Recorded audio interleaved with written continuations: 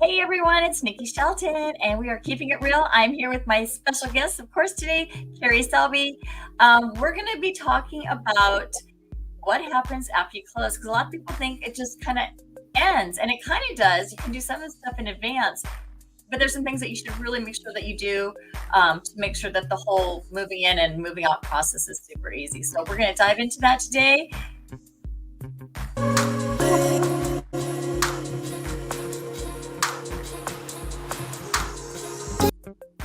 Okay, so I kind of did this video today, and it goes pretty quick. So we're just kind of read through it, and then we can discuss it at the end. I was just kind of thinking we can bring up some extra points, okay, and then just kind of keep it fast and keep things going. So, when you're a seller, there's some things that you have to do after closing, or like to get prepared for closing, I should say. So these are some of the things. Make sure all your belongings and garbage are removed from the house, and also transfer out all the utilities and other services out of your name. Cancel your home insurance, and make sure you forward your email or your mail. Make sure your HOA is aware of any changes, and also turn over keys to the house, mailbox, remotes, outbuildings, all that. Don't forget any of it. Verify proceeds were deposited and copies of all closing documents, and keep all closing documents for tax purposes, and notify your employer of change of address. That was pretty fast, right, Kerri? Yes. Let's see if I can do it. Anyway, so let's talk about that a little bit, because there's a lot of things there. I know one of the things that, one of the first things was, making sure that you remove your personal property and garbage. And they talk about cleanliness too, like make sure it's clean and stuff. Really seriously, the seller doesn't have to go in and pay for like a professional cleaner to come in and clean. They just need to make sure that they're, it's somewhat clean, is a polite thing to do, but really it's just making sure that there's no garbage, nothing left behind, and that there's personal possessions, unless you've agreed to that. Right? Right. I was going to say, you can put it in the contract to have it clean, correct? Yes, it's actually in the contract. Well, most of them, you have to check a box, but yes. HOAs, make sure that you've notified them probably by the time you close, you have already done that. So, that's something else to do. And also, as a lender, we are reaching out to the HOA as well. And I know escrow gets involved to make sure what fees are left over. And if you've already prepaid for any of your HO fees, they make sure that you get a refund for those months. Okay, perfect. And then services, making sure like your utilities, again, there's a form that we fill out when we start the process. So kind of some of the stuff is done in advance, but people that just think it's like, okay, it's your power, water, and sometimes, they don't turn it off or whatever, and then you're paying for it. So you want to make sure that you're, notifying all those companies that you're doing that. But also your internet service, I think, are some of the good ones to say too. I don't know. Your trash. Yes, mail subscriptions. Any of that stuff, and make sure your mail's forwarded. Make sure it's going to the right place. It's easy now to do that mail forwarding. I remember when my parents moved, they had to go into the post office and fill out a card. Now you could just do it online. It's super easy. It is really easy now. So, it just takes about half a day, couple hours just to sit down and just cram kind of through it. But you kind of got your big ones, and then all your other services. The other one that I thought was really good to talk about too was, when you close, you're going to get all these documentations, and you're going to have taxes that you're going to have to talk about capital gains and what your profits were and proceeds and stuff. So really, keeping all those in a safe spot. Like when you move, don't put them in a box and forget about them, because you're going to need them. So put them somewhere, that's one of the first boxes you're probably going to be open. That's going to go to your desk or where you're going to have your paperwork stuff at. And I know a lot of people are now putting all of that on a little thumb drive, which is very helpful, because I misplace paperwork all the time. I try to keep it organized, and I think that it's there and it's not. So it really is important, especially because capital gains is a huge thing. So unless you're reinvesting that money, you definitely will need to have they'll call it the HUD-1 settlement statement is what they used to call it. So you'll have to bring that to your accountant so they can see where the proceeds, what came out of the house and how you reinvested them. Absolutely. So make sure you put that, whether it's on the drive. I see those little things scare me so much. That's what I'm going to list. If I have a folder, I know where it's going to be. So anyway, wherever you do with it, make sure you hang on to that. So that's kind of the seller side. I mean, and it's just really and the other thing too that's helpful is making sure, like, if you have manuals for like your hot water heater or your stove that you just bought or whatever, it's nice to put those in a folder to hand off to the buyer. And then, obviously making sure the keys and stuff are all there so they can get in and do what they need to do. And nowadays, a lot of doors have codes. So making sure that any codes that you have for anything are also passed along, because I mean, most people, it's easier than changing the lock is just to have a code that could, but a lot of them still have a hard lock on there that you'd have to change. And also making sure they give the directions to the code. Yes. The code's not going to be good if you can't get it. Okay, so let's turn it around and let's look at the buyers now. I have to say, one of the number one questions that I get is, when do I get my keys? Exactly. Do you give them to me? When do you get your keys? Actually, that's a good one. We'll talk about in just a minute. So get your keys and change your locks. Again, you're making sure all your utilities in your name. Update your address and notify employer and bank and other important contacts that you moved. Keep records again of all your closing documents, warranties, and manuals. And check your smoke alarms, detectors, and fire extinguishers. And last but not least, because they didn't clean, you probably want to go in, do that, pack, and enjoy your home. Okay, so let's look at your new picture. I like that. I played with it. I finally maybe found something I can use. I don't know. We'll see. Hey, so we talked about changing the locks or changing that. We kind of handled that one. So it's just making sure your home's secure, because probably the seller's not going to come back and rob you or anything, but you just don't know what's going on. I mean, they could have been really mad during the transaction, right? Or they could have a family member that had a key that they forgot about. And so some stranger could just walk into your home one day and you're like, where did you come from? That could be. I never even thought about that, but that's totally true. That's what happened to us. Our sellers, their son had a key to our house still, and they needed something from the house that they left because our transaction was a little more personal. And they're like, well, if you're not home, our son still has a key. I'm like, what? Somebody else still has a key and can access our home? Well, and I've got 6 kids, so when I sell my house, somebody definitely needs to change the locks because you don't want them to come in. I don't know where a key could be. So again, they were talking about keeping documents, and we kind of talked about the end of the last one, so we'll just jump right into that one.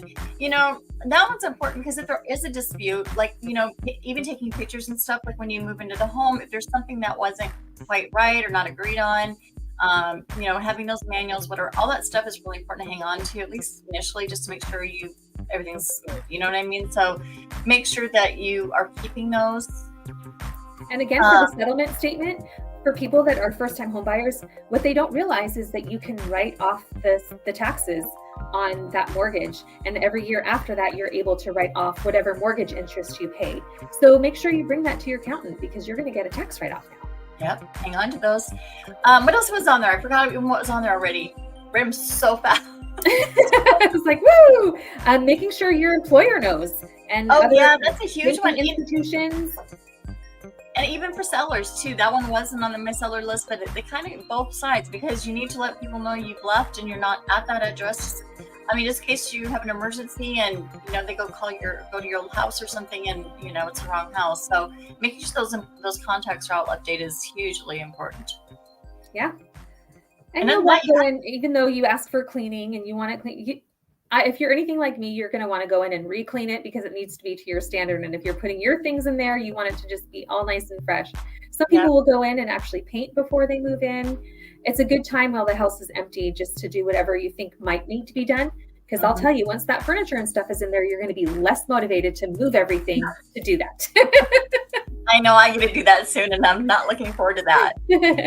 So that's really about it. And a lot of, like I said, the utilities and stuff, again, a lot of that stuff you can do. You can call the companies prior to that, or, their web pages or whatever, go to them and let them know what date it is and that there's going to be a change on that date. So some of the stuff can be done prior to it, but, just really making sure all your stuff is done, your emails, not your emails, but your mail, your US post office mail, make sure that those are forwarded or changed to you, however you want to look at it. And you have to change in all your apps. If you have bill pay that's set up for certain credit cards, that is already most of the time pre-programmed in there. So it's important to also update that. Otherwise, your card could become declined. But one thing we didn't touch on that we were just about to say is, when do you get your keys? A lot of people don't know the process. And I tell them, well, I'm not going to be delivering them to you, but I'm going to deliver them. I think it's really fun. That's one of my favorite parts. It's like, look, let's go. And the thing is, on the day of your closing, I can speak for Fairway, we make sure that our wire is there either the day before or the morning of, and so they're ready to go.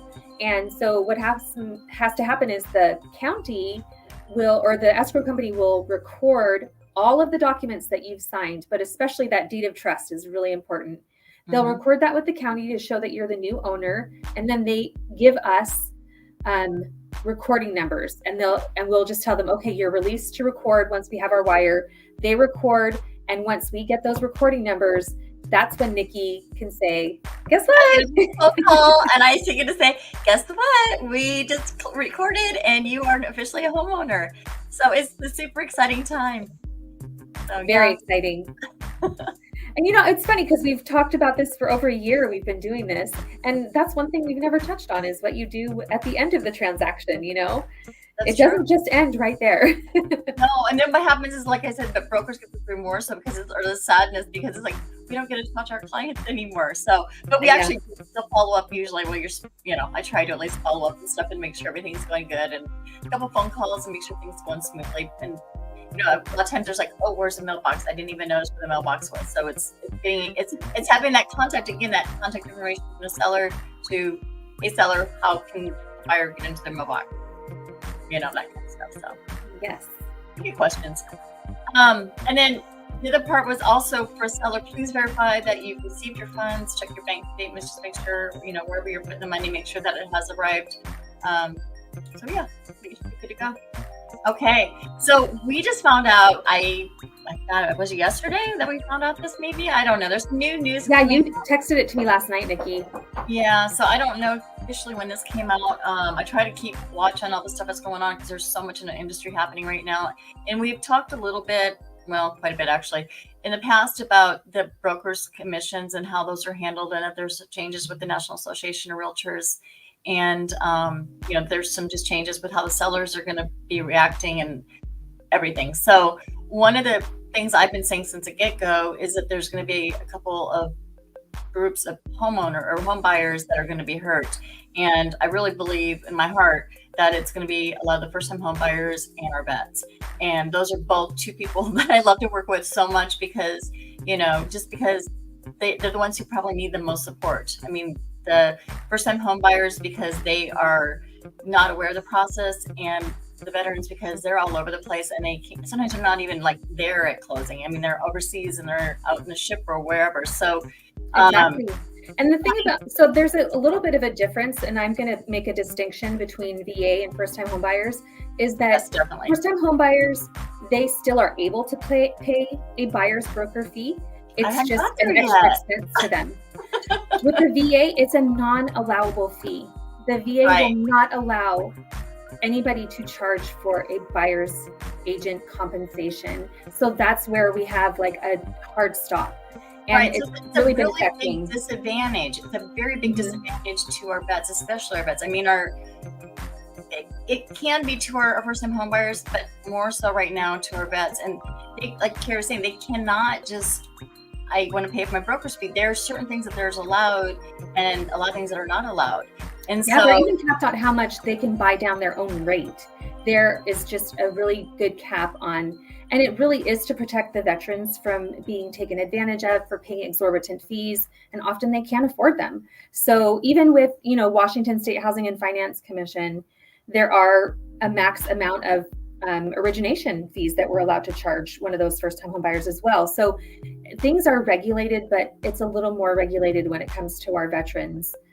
But the good news, maybe we might be seeing some positive stuff coming up here. And I don't know how soon it's all going to happen, but it sounds like it's going to happen. So we're going to dive deeper and do some research, and that's what we're going to be sharing next week. So if you're a vet, please watch it, and hopefully we got some really great news to share, because we know it's going to be difficult for you. I mean, it's like that was one of my biggest fears when this whole thing went down. It's the fact that it's going to be the vets and the first-time home buyers. So excited.